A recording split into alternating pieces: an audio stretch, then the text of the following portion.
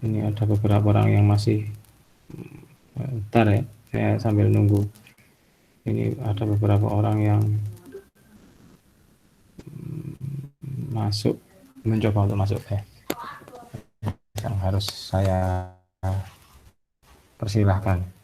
Oke, teman-teman sekalian, mata kuliah ini adalah gabungan dari dua mata kuliah sebenarnya, yakni mata kuliah politik hukum dan mata kuliah hukum perundang-undangan.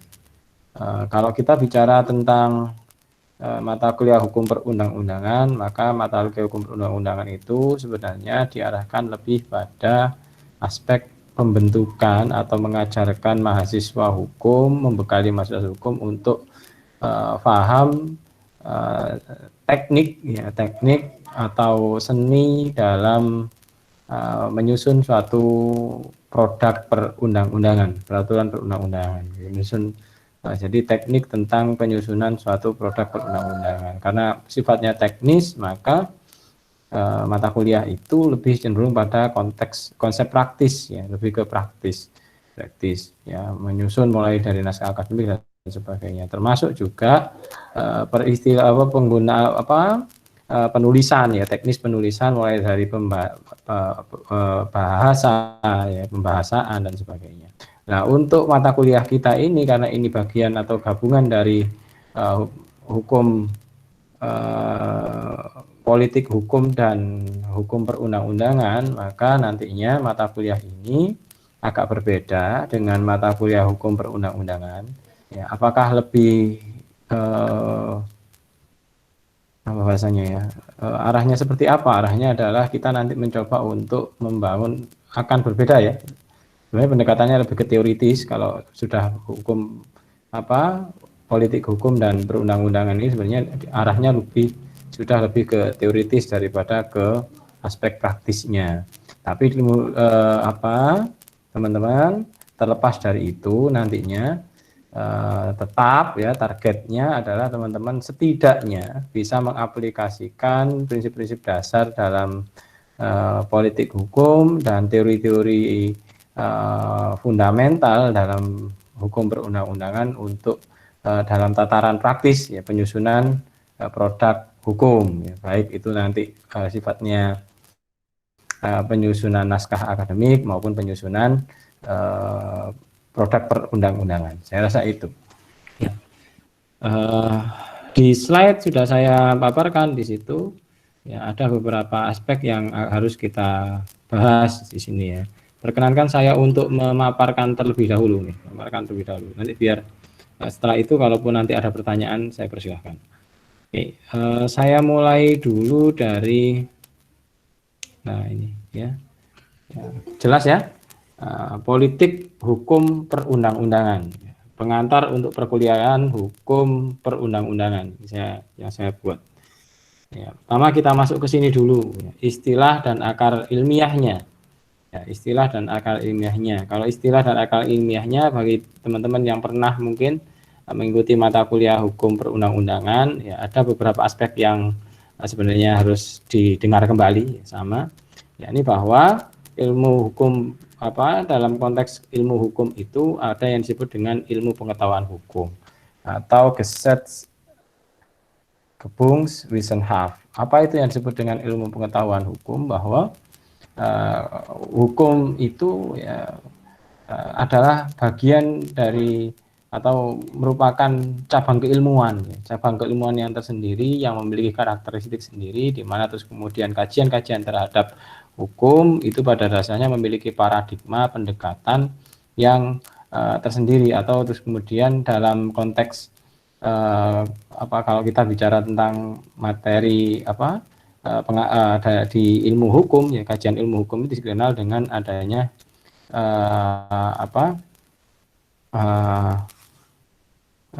kok jadi lupa saya,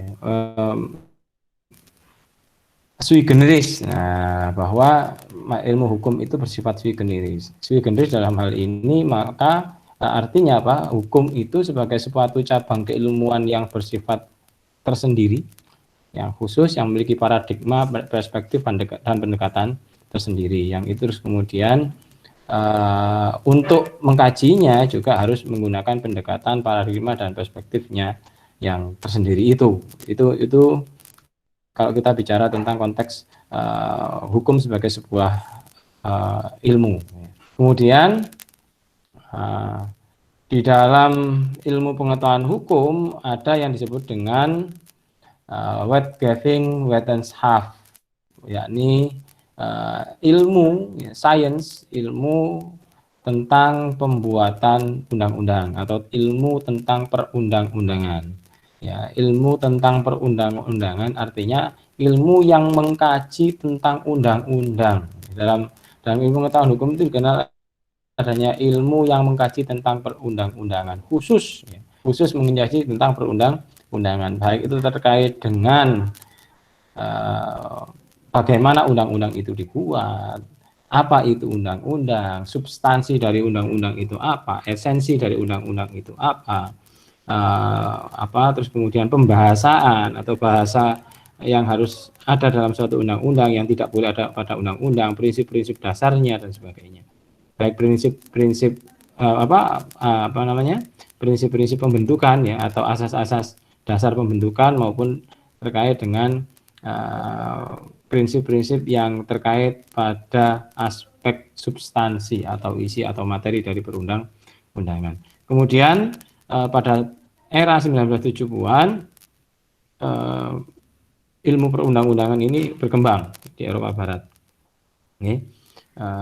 Berkembangnya di Eropa Barat. Kenapa kok berkembangnya di Eropa Barat?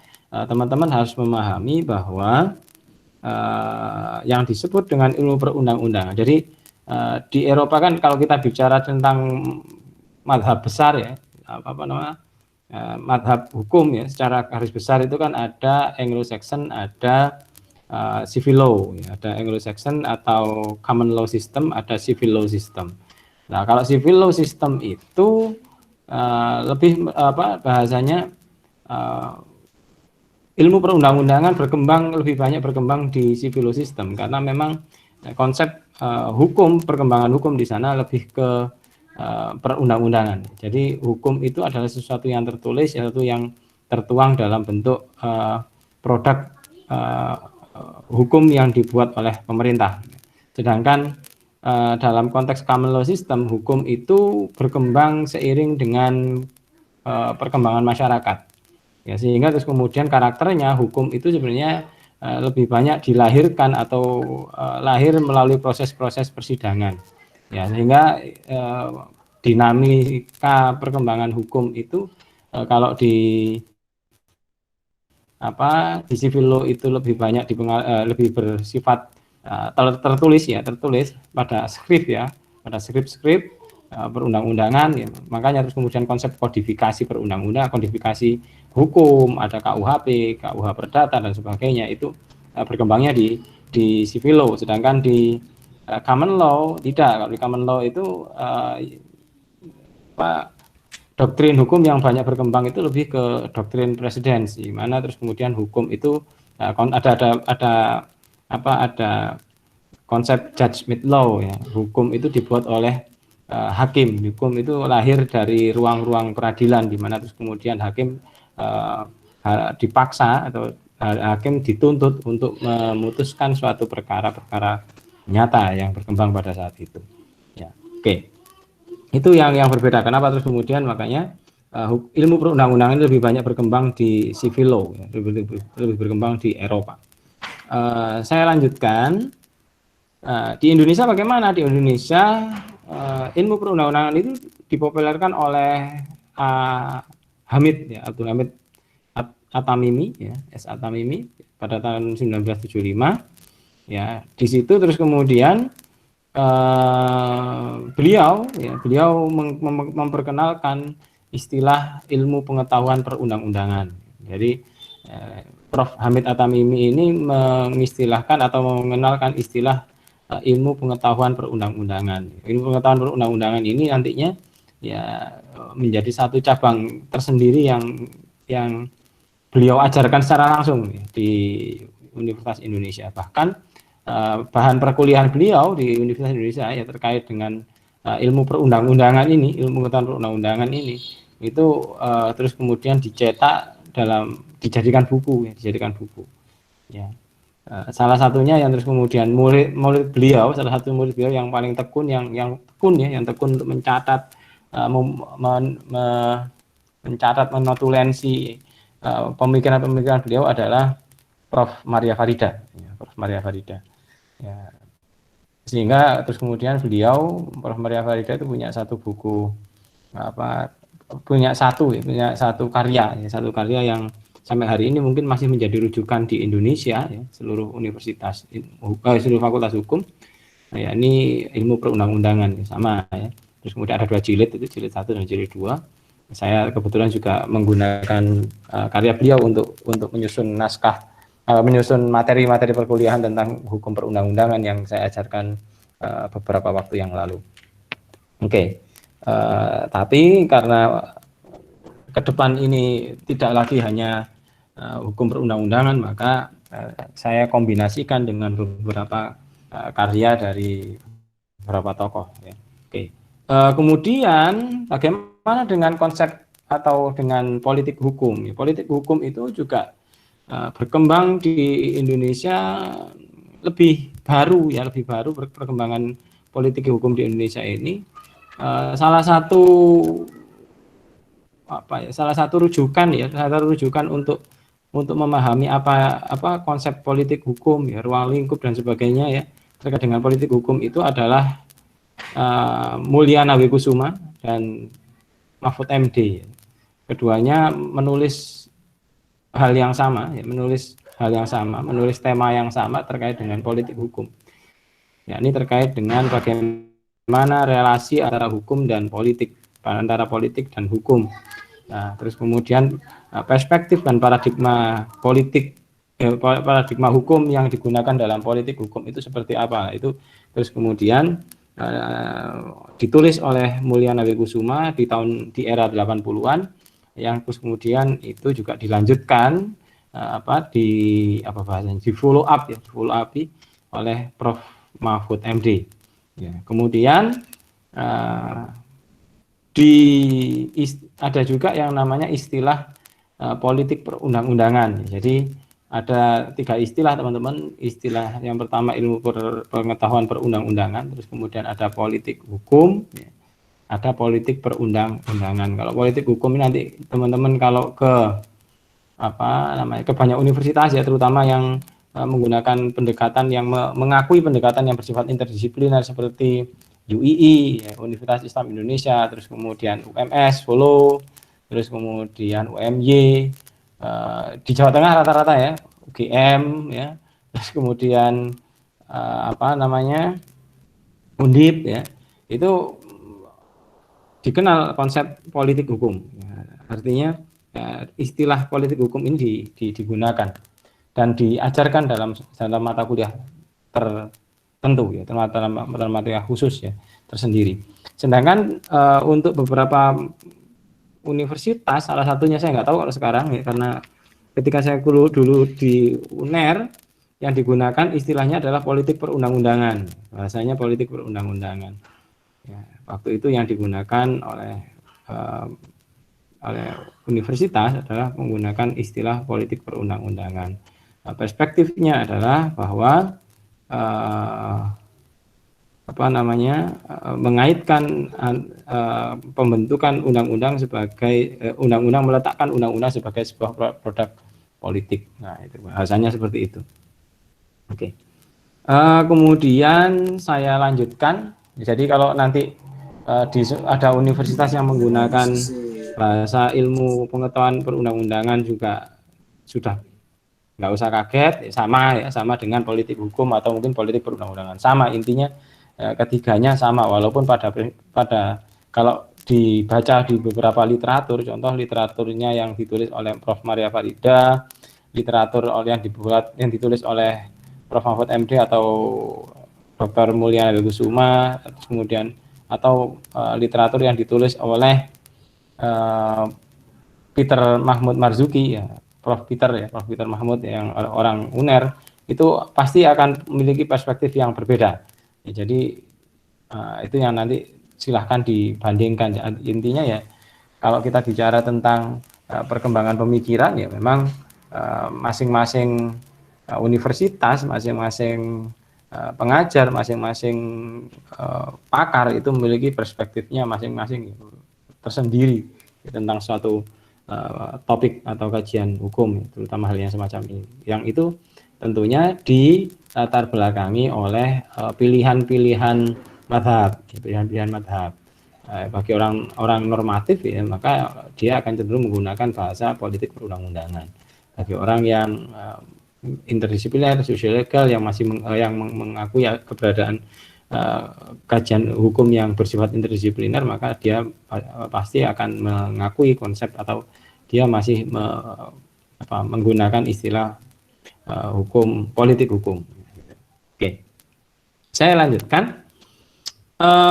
Konteks keilmuan sekarang. Kalau konteks keilmuannya, ilmu pengetahuan tentang pembentukan peraturan negara. Jadi kalau kita bicara tentang ilmu perundang-undangan, politik, hukum, dan sebagainya, kalau kita bicara konteks keilmuan, pada dasarnya adalah ilmu pengetahuan tentang pembentukan peraturan negara yang merupakan ilmu yang bersifat interdisipliner ini.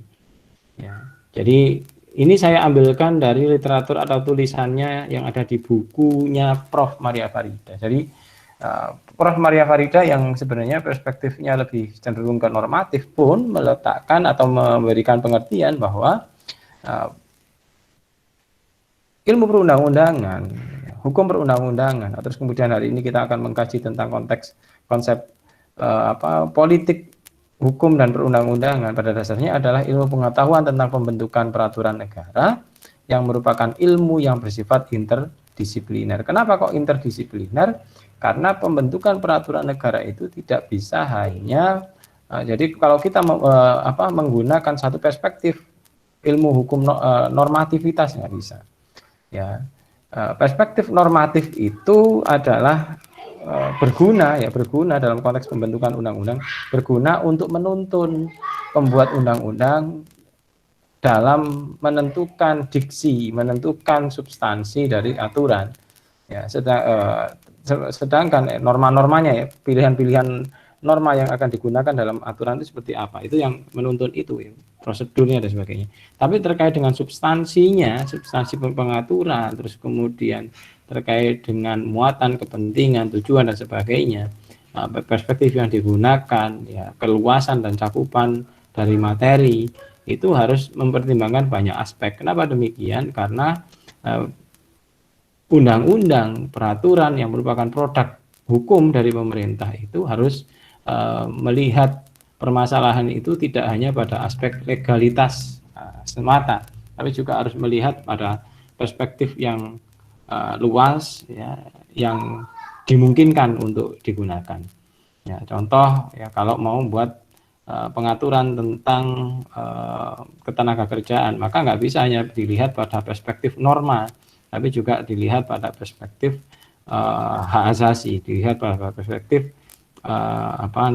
ekonomi, harus ada perspektif kalau hari ini kita bicara tentang investasi bahasanya dan sebagainya, politik, ya, budaya dan sebagainya. Yang itu terus kemudian harus masuk di sana, sehingga terus kemudian ilmu pengetahuan tentang pembentukan peraturan negara itu, ya, ilmu perundang-undangan, yaitu sifatnya adalah bersifat interdisipliner. Tidak hanya berkaitan dengan cabang keilmuan bidang hukum, tetapi juga berkaitan erat dengan cabang ilmu sosiologi hukum dan politik hukum. Makanya terus kemudian atas dasar inilah teman-teman sekalian, di fakultas di prodi hukum Universitas Muhammadiyah Sidoarjo ini kita mata kuliah hukum perundang-undangan untuk kurikulum yang baru di blended, ya, dijadikan satu, ya, diramu dijadikan satu menjadi mata kuliah politik hukum dan perundang-undangan. Harapannya apa? Harapannya adalah dengan digabungkannya dua perspektif ini, mahasiswa yang nantinya ikut mata kuliah ini memiliki perspektif yang luas, ya, memiliki kedalaman analisis terkait dengan bagaimana suatu produk hukum itu dibuat. Jadi bukan hanya terkait dengan konsep teknisnya bagaimana teknisnya ya, menuangkan menuangkan norma-norma ya, kata-kata ya, term hukumnya bagaimana, konsep-konsep hukumnya di dalamnya seperti apa, tapi juga terkait pada aspek substansi, isi ya, dan esensi dari muatan suatu peraturan perundang-undangan itu bagaimana itu baik ya, benar dan berkeadilan, bahasanya seperti itu. Oke, sekarang kita lihat pembagian keilmuan. Ilmu pengetahuan perundang-undangan dibagi atas dua cabang. Yang pertama teori perundang-undangan ya, yang itu bersifat teoritis dan orientasi pada pemahaman kognitif. Ini mungkin kita nanti lebih ke sana sebenarnya, kalau untuk arahannya. Kemudian ada yang ilmu perundang-undangan yang bersifat normatif, berorientasi pada pembuatan peraturan. Itu yang terus kemudian beberapa tokoh melihat ini sebagai ilmu perundang-undangan itu merupakan bahasanya lebih mengarah pada seni, arts ya, seni, terus kemudian teknik ya, keterampilan ya, bahasanya seperti itu ya, keterampilan pembuatan undang-undang, seni membuat peraturan dan sebagainya. Kemudian politik hukum dan perundang-undangan bagaimana? Kalau politik hukum dan perundang-undangan itu kita lebih menggunakan istilah atau bahasanya dalam pendekatan politik perundang-undangan, teori perundang-undangan yang diletakkan dalam bingkai keilmuan yang bersifat interdisipliner. Jadi teori perundang-undangan yang diletakkan dalam bingkai keilmuan yang bersifat interdisipliner. Jadi kalau kita nanti bicara tentang politik perundang-undangan ya, politik hukum dan perundang-undangan, kita akan lebih melihat, tidak hanya melihat pada aspek teknisnya, bagaimana sudah benar enggak sih norma ini ya, kandungan norma ini sudah benar enggak sih, bahasa hukumnya sudah pas enggak, konsep hukumnya sudah tepat atau tidak, bukan hanya itu, tapi lebih pada aspek lebih jauh dari itu adalah kita akan melihat ya kandungannya, ya, substansinya, apakah sudah sesuai ya, sesuai.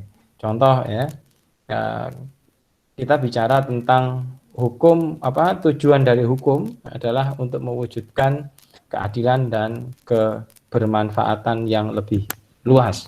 Maka perspektif kajian politik hukum nantinya diarahkan pada apakah hukum itu sudah memungkinkan hadirnya keadilan, apakah undang-undang produk hukum yang dibuat itu sudah memungkinkan hadirnya kebermanfaatan yang lebih besar, manfaat terbesar dari lahirnya undang-undang untuk siapa sih? Nah, kita akan mengkaji itu sebenarnya, mahasiswa akan diarahkan ke situ, bukan hanya melihat pada aspek undang-undang ini secara bahasa sudah tepat, bukan hanya itu, tapi juga undang-undang ini secara substansial itu tidak adil mungkin. Sudah adil, sudah pas, tapi manfaatnya tidak banyak, atau sudah adil sih tapi manfaatnya tidak ada, atau bermanfaat banget saya tidak adil, contoh. Nah, lebih ke situ. Kemudian teman-teman saya masuk.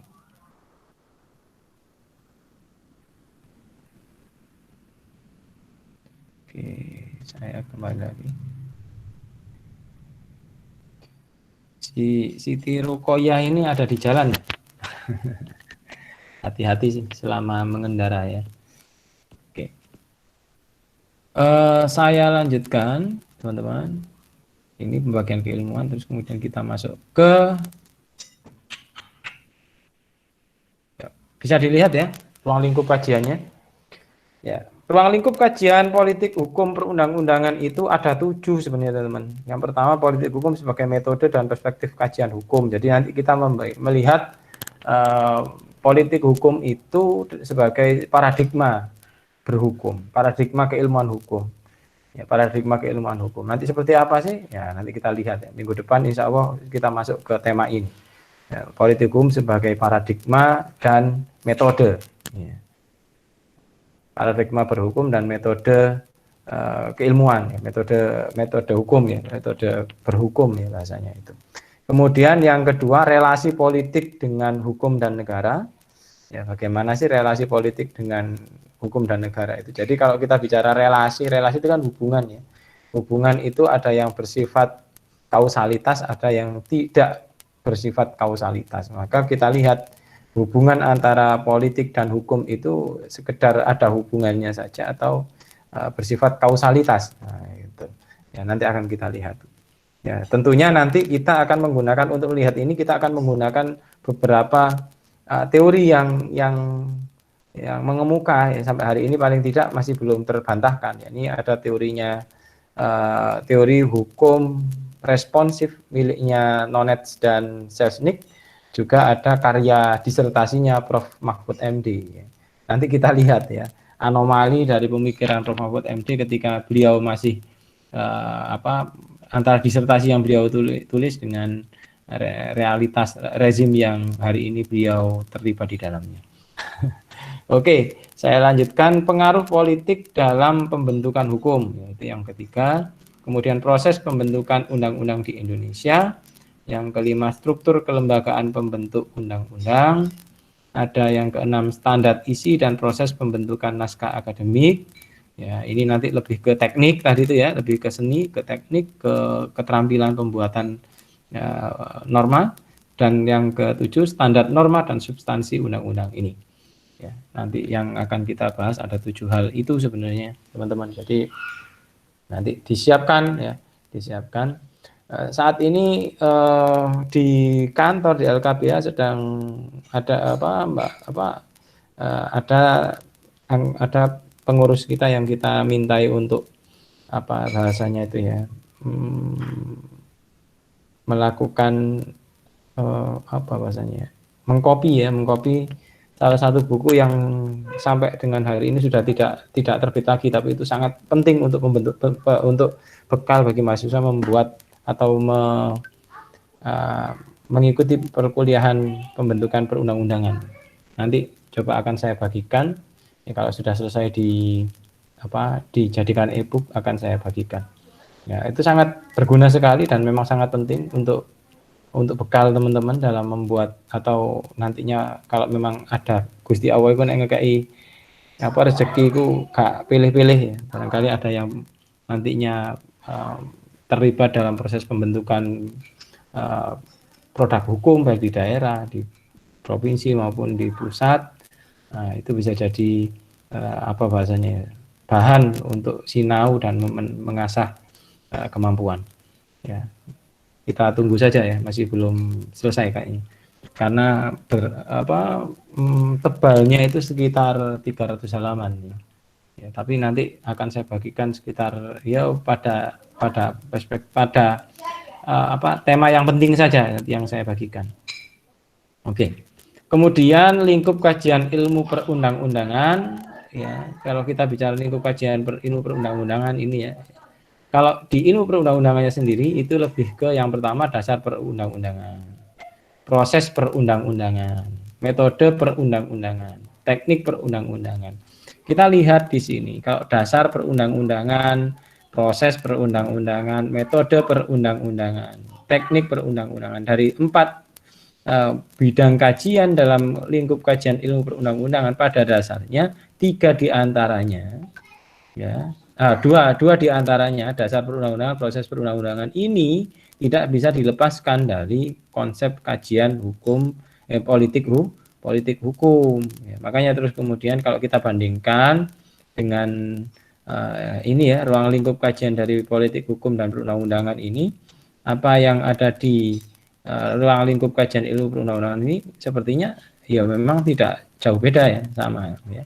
Nanti yang agak berbeda itu perspektif yang digunakan untuk menyusun ya, atau untuk menentukan aspek-aspek substansinya ya. Aspek substansinya itu yang dijadikan pedoman untuk menentukan substansi, tujuan, cita.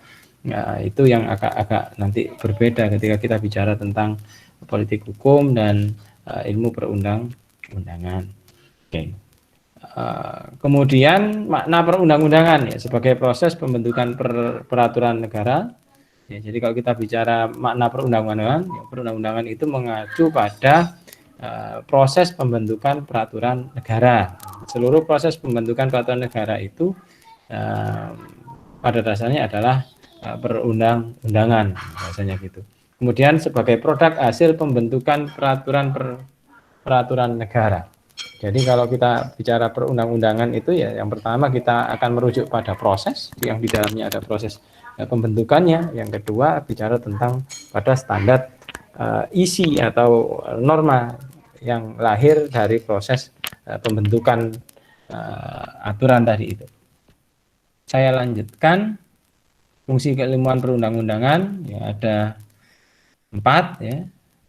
Yang terpenting sebenarnya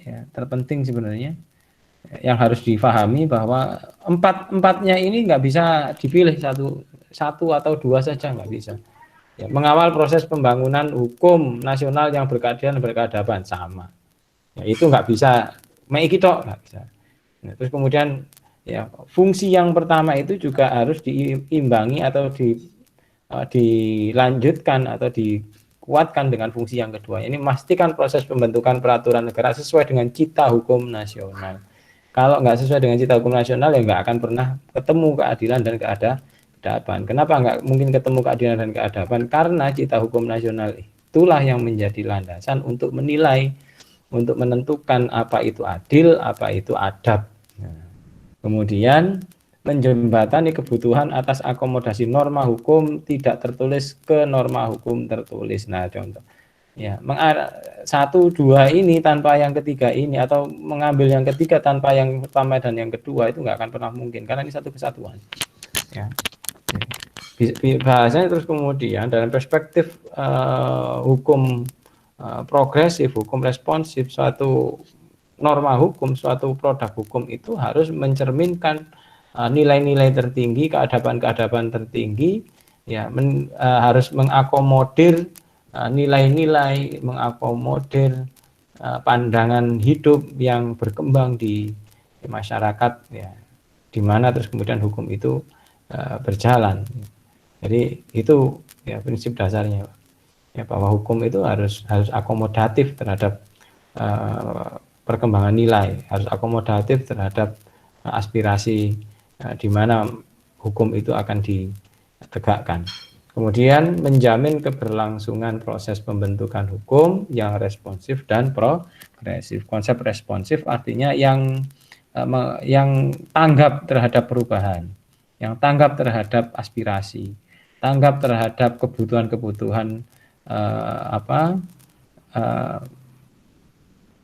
kebutuhan-kebutuhan faktual bahasanya, kebutuhan faktual dan prospektif. Yang progresif artinya bahwa pembentukan hukum itu harus berkemajuan.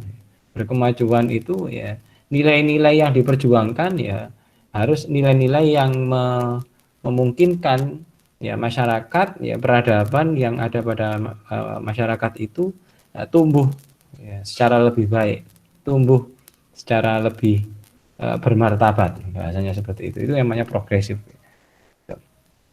Kemudian kita bicara tentang konsep dasarnya dulu ya, konsep-konsep dasarnya. Ya, dalam konsep dasar ini ada setidaknya saya cantumkan ada 4 konsep dasar yang harus ada, bukan 4 teman-teman, ada lagi ini. Nah ini. Yang pertama ada beberapa konsep dasar yang teman-teman harus pahami. Politik. Ya, yang pertama konsep dasarnya adalah politik. Ya. Kalau kita bicara tentang politik, teman-teman harus memahami bahwa politik itu harus dilihat sebagai kerangka atau hal ikhwal yang menyangkut polis atau negara. Ya, hal ikhwal yang menyangkut polis atau negara. Dari biasanya kan kini ngeruk-ngeruk politik itu mesti yang terngiang adalah kekuasaan. Yang terngiang adalah para politikus-politikus yang berlomba untuk mendapatkan suara, ya, dengan berbagai cara, berbagai trik, ya, memanfaatkan modal dan sebagainya. Ya. Kalau ilmu politik kita akan membayangkan sekarang ini pertarungan antara Muldoko dan AHY, ya teman-teman ya.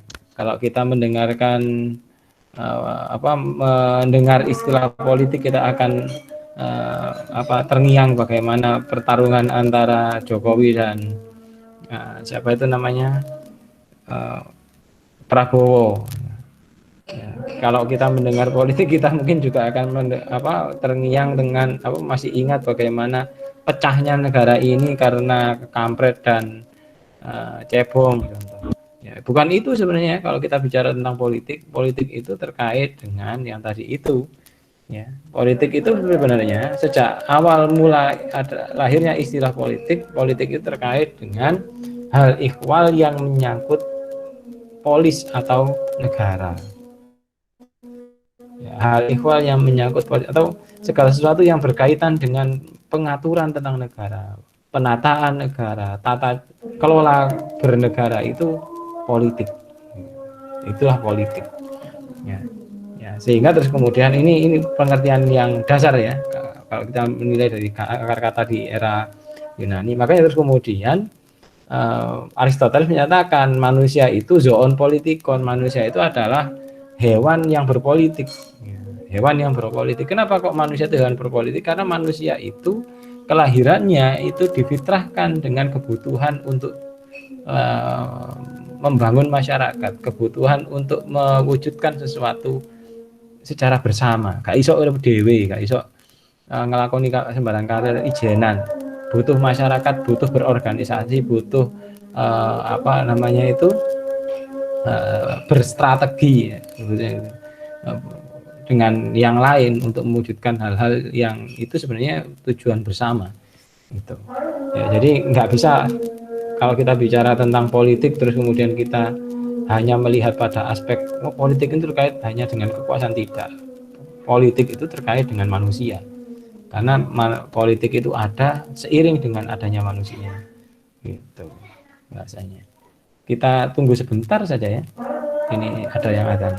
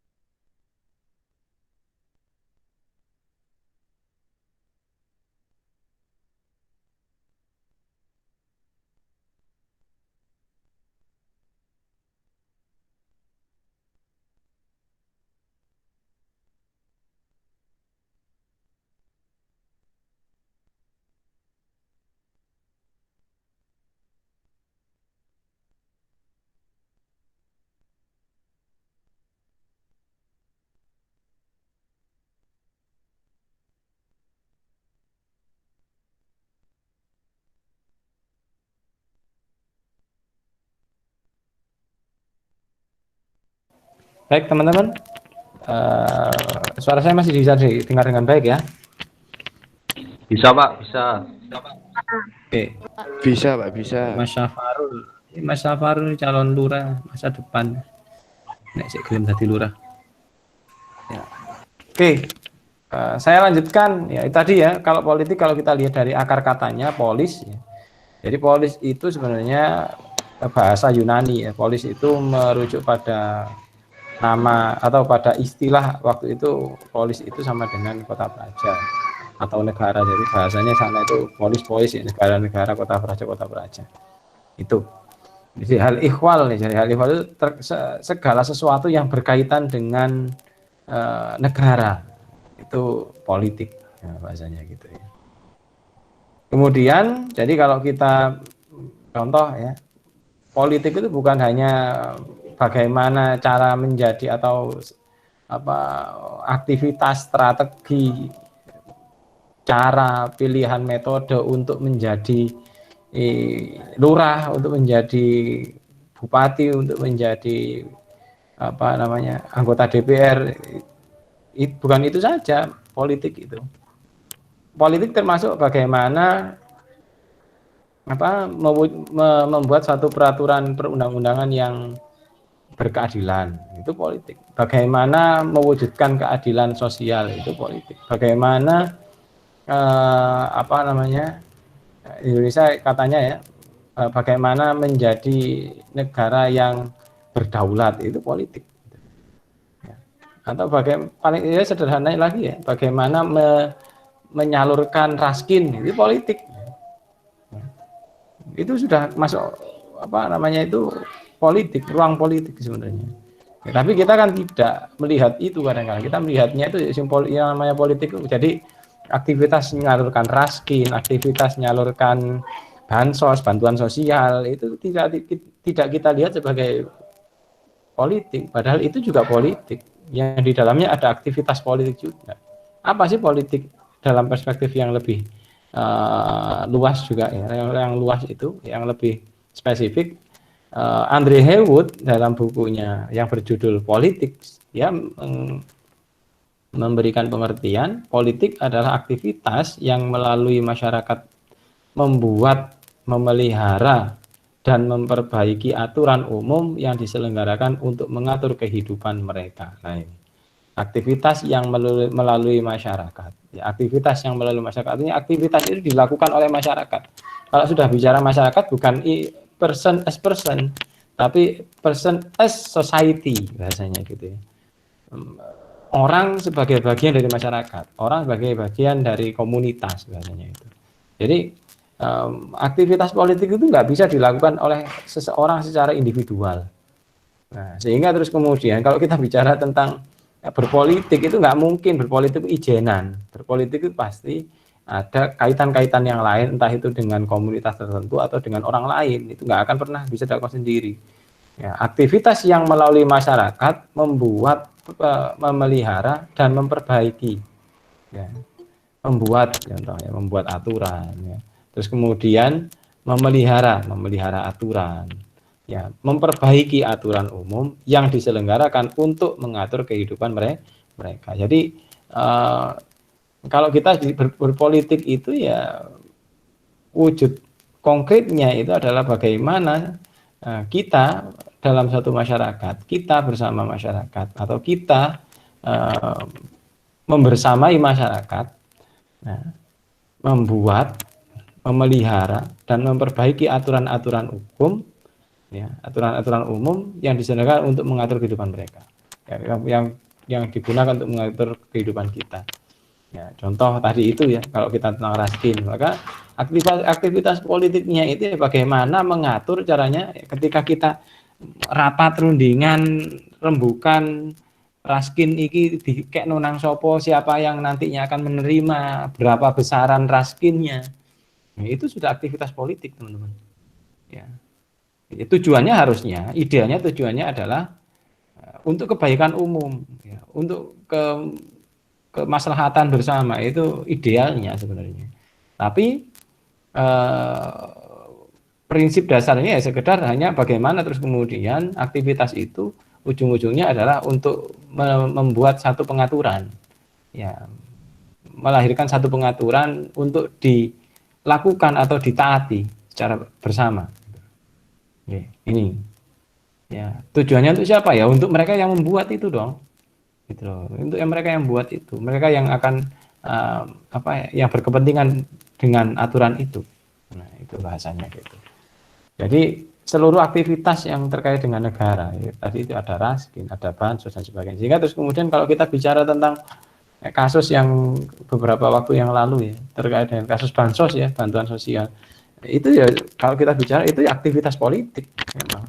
Jadi nggak salah terus kemudian kalau menteri ngomong kok iso menteri kan sebagainya ya, kita ngomong wah ini kok menteri kok melakukan ya. Jadi kalau kita bicara tentang kasus menteri apa namanya menerima suap ya, kasus dirjen terus kemudian bermasalah dengan program tertentu, itu sudah sesuatu yang apa bahasanya ya, sesuatu yang mungkin memang ya, niscaya, sesuatu yang niscaya ya, niscaya memang bisa terjadi ya. Kenapa? Karena realitasnya aktivitas mereka itu aktivitas politik yang pasti memiliki tujuan tertentu, memiliki kepentingan tertentu, yang itu tentunya berkaitan dengan orang-orang tertentu atau masyarakat atau bagian dari apa komunitas tertentu, ya, entitas tertentu tadi itu ya. Ya, ketika ada program pemerintah memunculkan program bansos, bantuan sosial. Ketika pemerintah mengeluarkan program bansos sosial, maka harus dilihat siapa yang mengeluarkan itu. Oh ternyata yang mengeluarkan itu Pak Rifki. Loh, Pak Rifki itu nggak mungkin kan? Pasti ada yang lain. Dengan siapa Pak Rifki mengeluarkan program itu? Oh dengan Mas Safarul, dengan apa Mbak Rukoya, dengan yang lain-lain tadi itu. Oh berarti ini oke. Ini mereka yang apa komunitas ini, masyarakat ini yang membuat itu. Berarti mereka ada kepentingan dengan itu. Nah itu harus dilihat. Jadi kalau melihat suatu program, melihat suatu aktivitas dalam konteks bernegara itu jangan hanya melihat pada perspektif yang tampak, tapi lihatlah secara luas pada perspektif yang mengada, ya, sesuatu yang menjadikan itu ada. Nah itu ya. Oke. Kemudian ada istilah politik hukum. Ya. Politik hukum itu dalam kajian kita nantinya ke depan dimaknai sebagai cabang kajian dan keilmuan hukum. Ya, jadi kalau melihat politik hukum itu ada dua perspektif. Yang pertama melihat politik hukum sebagai cabang kajian dan keilmuan hukum. Yang kedua mazhab pemikiran dalam keilmuan hukum. Mazhab pemikiran itu artinya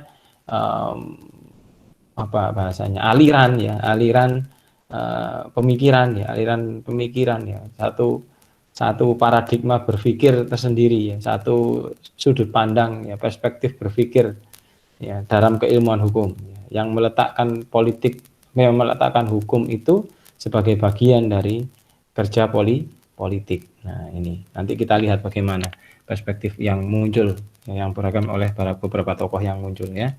Kemudian politik perundang-undangan adalah seni dan strategi pengunggahan ragam kepentingan. Ini yang saya buat.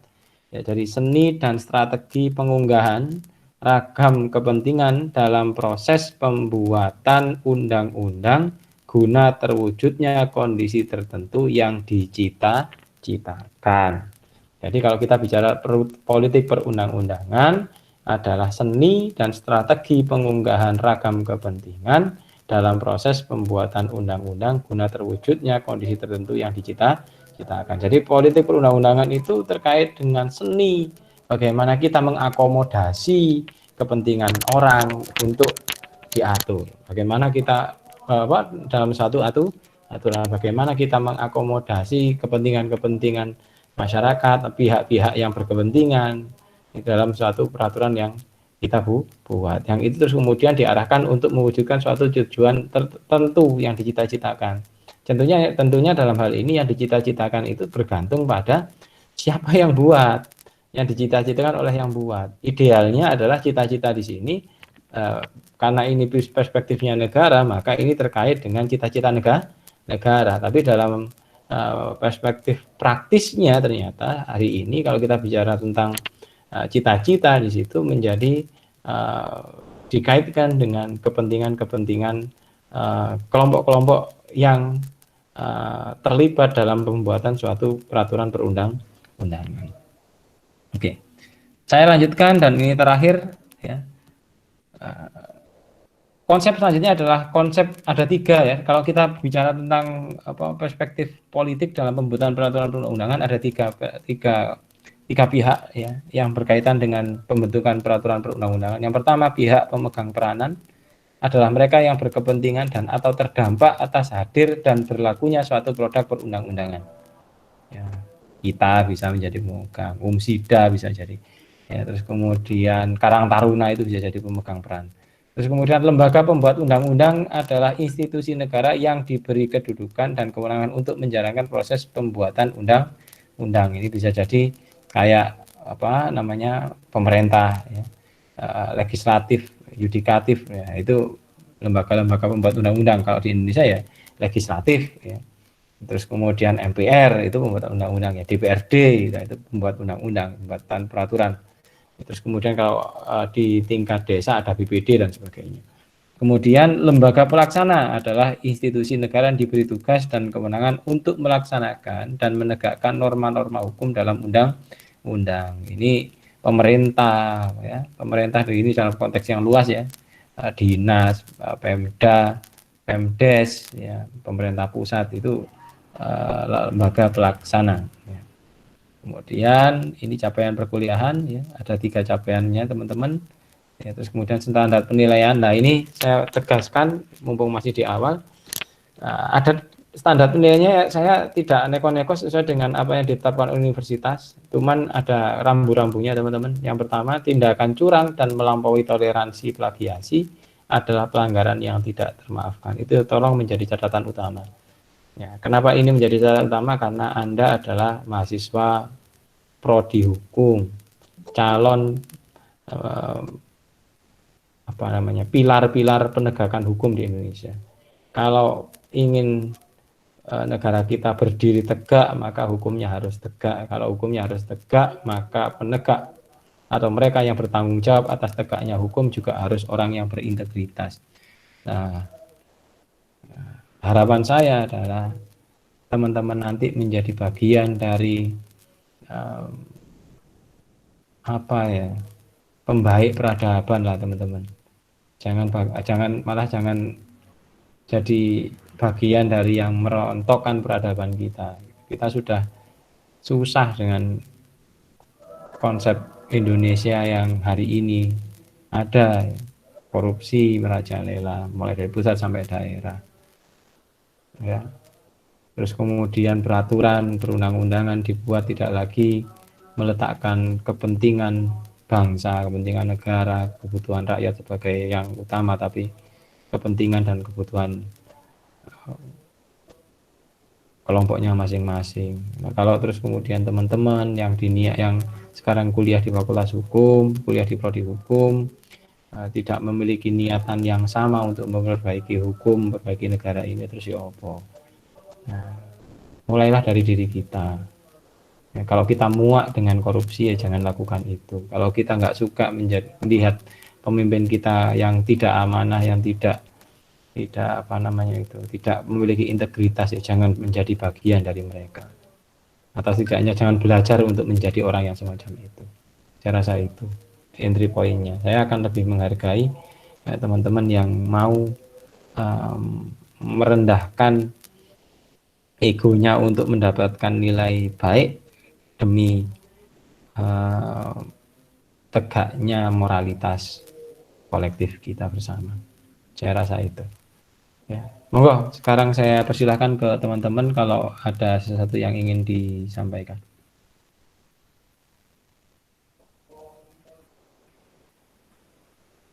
Halo, kalau ada yang mau G? Saya mau tanya, Pak. G. Di dalam undang-undang korupsi itu kan dijelaskan kalau seseorang dikatakan korupsi itu apabila dana yang dikorupsi itu lebih dari 100 juta. Sedangkan kalau di bawah 100 juta itu dikatakan penyalahgunaan wewenang. Itu apakah termasuk politik hukum, Pak? Ya, gini ya. Bahasanya gini, kalau kita bicara tentang konsep korupsi, ya, konsep korupsi itu kita bisa merujuknya pada konsep normatif atau konsep teoritis. Kalau konsep teoritisnya segala bentuk perbuatan jahat ya, yang merugikan keuangan negara itu korupsi. Ya, apa itu? Ya apa saja. Ya. Halo, bisa didengar ya? Oke. Ya, Pak Rifki. Ya. Tapi kalau kita merujuknya pada norma, memang ada batasan-batasan apa itu korupsi. Tapi yang sampaikan tadi tentang batasan, oh ini penyalahgunaan wewenang, oh ini korupsi, tidak ada bedanya. Penyalahgunaan wewenang itu dalam perspektif teoritis itu juga bagian dari korupsi sebenarnya. Gitu. Cuman pembahasan undang-undang saja yang mungkin agak lebih bahasanya itu agak lebih soft ya, halus itu. Apakah itu bagian dari politik hukum? Ya. Kenapa kok bagian dari politik hukum? Ya karena proses pembentukan norma itu melalui proses politik gitu. Nah, itu nanti kita kaji kaitannya dengan hukum sebagai produk politik ya, di pertemuan keempat kalau nggak salah nanti. Ya, besok kita akan melihat politik hukum sebagai sebuah metode dan paradigma berpikir ya, gitu. Oke, itu monggo yang lain.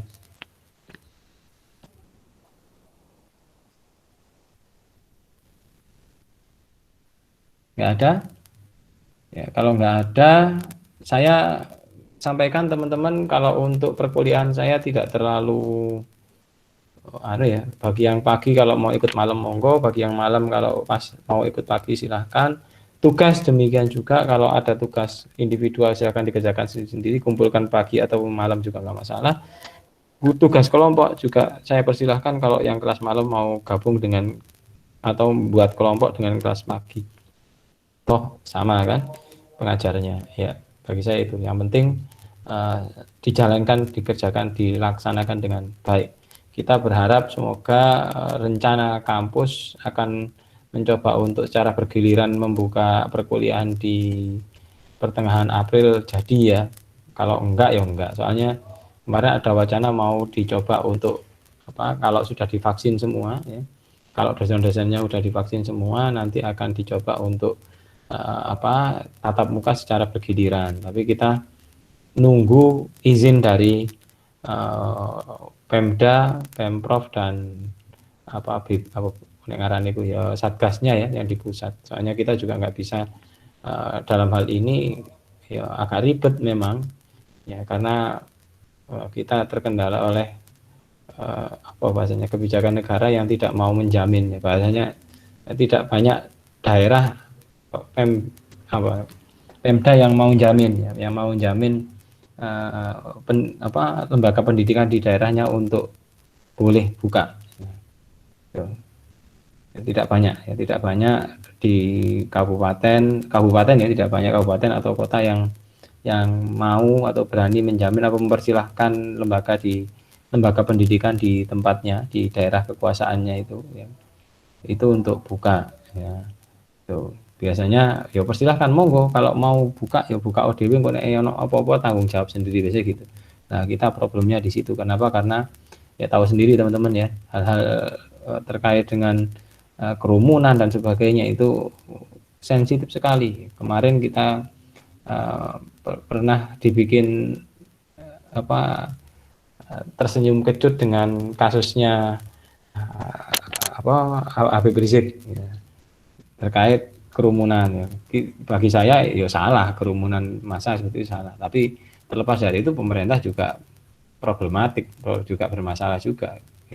Nah, itu terus kemudian ada lagi kasus ya beberapa kasus masa kita nggak mau terjebak oleh problem-problem yang semacam itu. Jadi kita akan menunggu proses perizinannya. Kalau memang diizinkan oleh Pemda terus kemudian oleh dikti memperbolehkan ya kita akan coba untuk bergantian. Saya rasa itu. Monggo yang lain kalau nggak ada saya rasa sudah banyak yang tahu ya standar nilainya sama semua lah ya. Oke, yang lain monggo.